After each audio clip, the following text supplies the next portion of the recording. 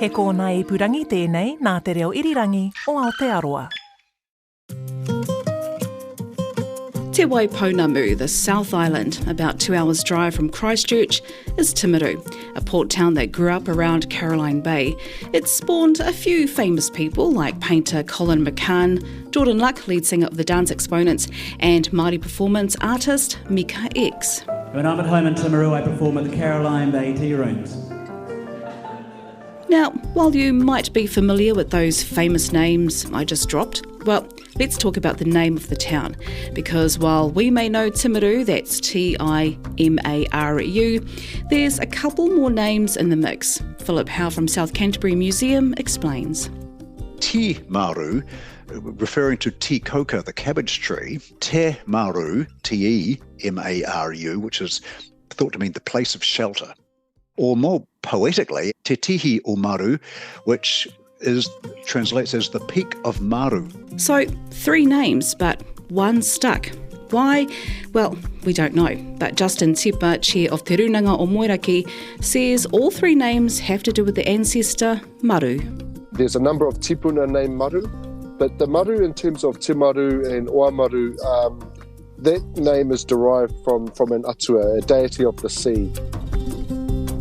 So, place names are not so cut and dry, and honestly, you'll probably just stick with the name that you know. Anyway, let's get into the story of Timaru. This is Nau Mai Town, a podcast series about Aotearoa place names. Ko Justine Murray, aho. If you live in the town, then maybe you call yourself a Timaruvian. In the research for this episode, I even came across a couple of songs about, well, leaving Timaru.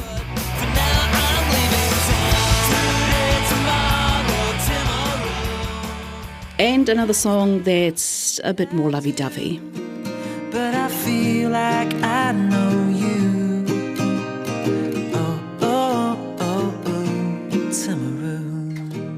And since this podcast is released in the month of May, well, that's a good promo for New Zealand Music Month. But let's get back to the kaupapa. The name, Timaru. As we heard from Philip Howe, there's 3 versions. The one we all know is Timaru, but local iwi, according to Justine Murray, recognised the name with a slight difference. The conversations I've had with various kaumātua over the years, from Kātiu Huirapa, Te Muka, their understanding was the old name was Te Maru rather than Timaru. So there's a slight corruption there. What's less clear is the true meaning of these names and the origins. So it's a little bit obscure, but we are absolutely sure in who Maru is. But in terms of the actual name, it's a little less clear. Another name you might hear in TV weather reports is that Timaru is from the longer name Te Tihi or Maru. If we break down the word, Te Tihi is the summit or the peak. So, as an example, Te Tihi o Maunga Kēkea is the summit of One Tree Hill. So, you might assume, just like I did, that Maru is a mountain, but that's not the case. I'm not entirely sure where that name came from. I see it being used by media. It's not a name and it's not a term that I've come across in my reading of our old manuscripts, in my discussions with the kaumātua and the rangatira of Arowhenua Marae, of Te Muka, where Kātiu Huirapa are based. So it's quite obscure where that name came from. I'm not saying it's wrong. It's just that I'm yet to uncover the source of that name and have that endorsed by local knowledge holders. There's been a lot of research over the years. We're also very fortunate in the sense our old people were prolific writers, and the amount of manuscripts that were written by our old people from all of our pa, from all of our villages, has been able to inform the rebuilding of our kaitahu reo, of our mita, of our dialect. And there's a real solid knowledge base there. So we're very fortunate that our old people recorded and wrote down a lot of the names and the histories associated with our different landscapes. I think what Justin is saying is that while he hasn't come across the research of the name Te Tihi o Maru, it doesn't mean it doesn't exist somewhere. Remember, some of these stories go back hundreds of years. And while maru means a sheltered place, in Te Ao Māori it's more than that. When you look at where maru's placed on the landscape, particularly in South Canterbury, North Otago, both north and south of the Waitaki River, then up the valley, the maru that is referred to, we understand and believe to be associated with water. And so it was an atua that is associated with Tangaroa, that descends from Tangaroa. But the name is both within the ocean or the seaboard, but also up the valley in fresh water. So we've got Oa Maru or Te Oha Maru, Timaru, Te Tihi o Maru. We've got Te Puna Maru. There's lots of places around that reference maru on that landscape. I've heard people say that the T-I of Timaru stands for Te Koka. That's Tikouka, or the cabbage tree, and maru is shelter, so the sheltered cabbage tree. But Justin disputes this. Maru has usually been spelt with a capital M as well, so that would tell me that it's a tipuna or an atua rather than the other meaning being shelter.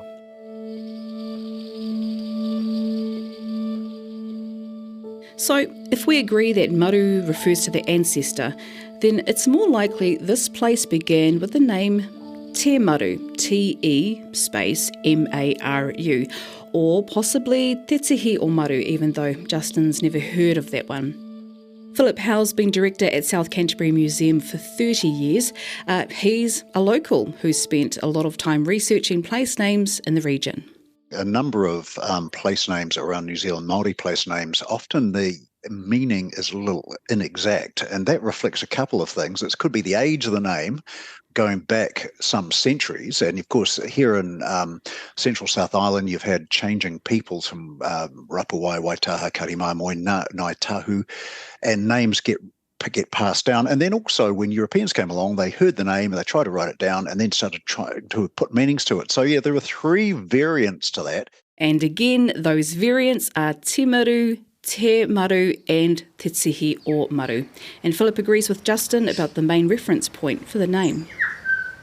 There was a bit of a focus on Maru, the man, as opposed to the place of shelter around here.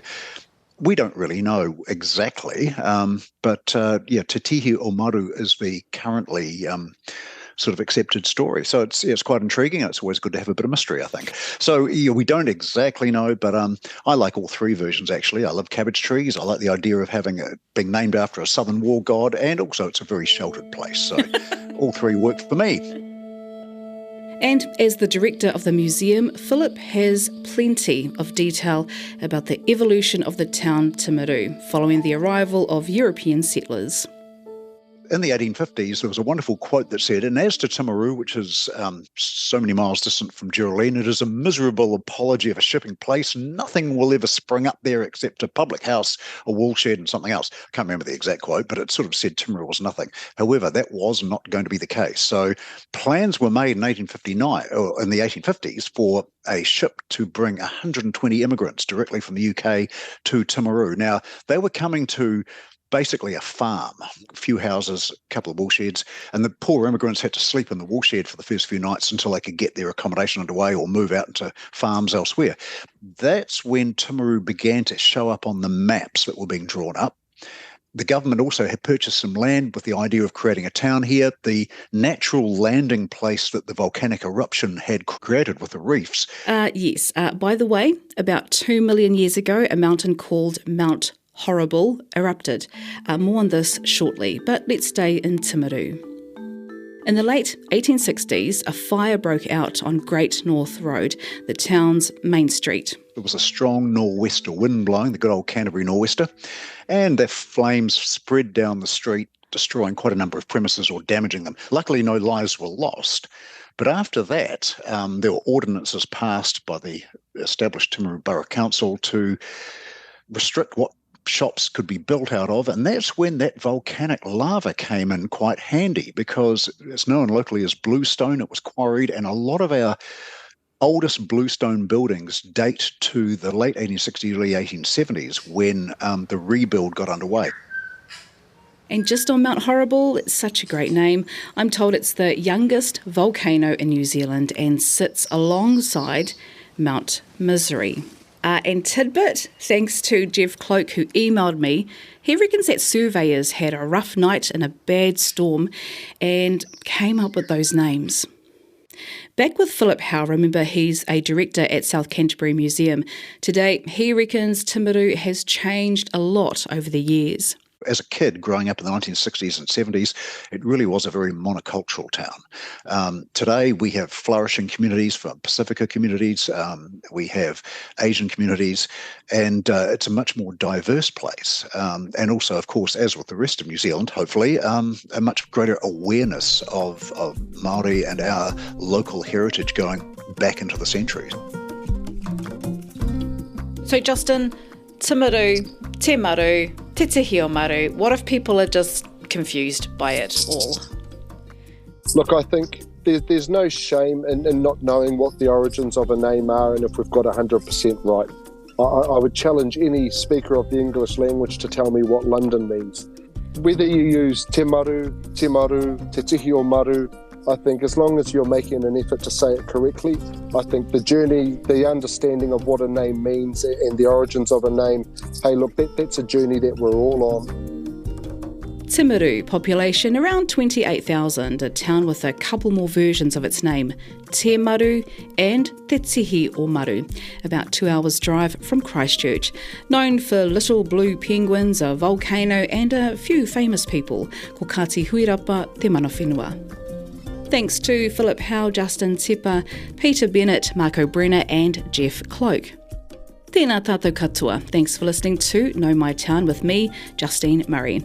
Executive producer Tim Watkin, engineer Phil Benge. Follow Nau Mai Town, that's Naumai Town on Apple, Spotify or wherever you get your podcasts.